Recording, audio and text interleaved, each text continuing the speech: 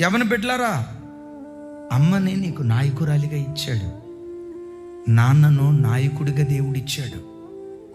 నాన్న నాయకత్వాన్ని, అమ్మ నాయకత్వాన్ని ఎప్పుడు తిరుగుబాటు చేయొద్దు, ఎప్పుడు తిరుగుబాటు చేయొద్దు. ఏ యవ్వన బిడ్డలైతే తల్లిదండ్రులకు విధేయులుగా బ్రతుకుతారో, మా నాన్న, మా అమ్మ, నన్ను కన్న మా అమ్మ, మా నాన్న, అయ్యో వీళ్ళకు తిరుగుబాటు చేయటవా, నాకెంత చక్కని బట్ట కొనిపించాడే నాన్న బనియన్ చూడు, రంధ్రాలు పడి ఉంటాయి. నాన్న కంపెనీలో పనిచేసేటప్పుడు వెళ్ళి చూడు, మీ నాన్న కెమికల్ ఫ్యాక్టరీలో ఎంత కష్టపడుతున్నాడో చూడు.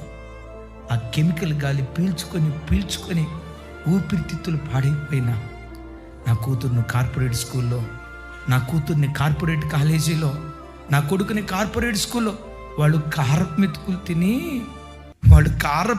తిని ఒక 100 రూపాయలతో వస్తా ఉంటే ఒక బిర్యానీ కనపడితే తినాలని నాన్నకు అనిపిస్తుంది.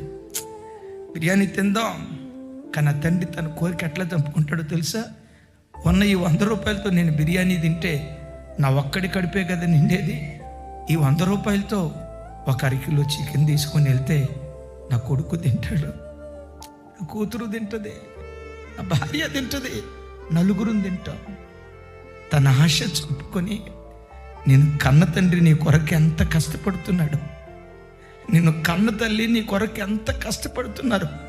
వాళ్ళ కష్టాన్ని ఎప్పుడు మర్చిపోవద్దయ్యా, వాళ్ళ కష్టాన్ని ఎప్పుడు మర్చిపోవద్దు.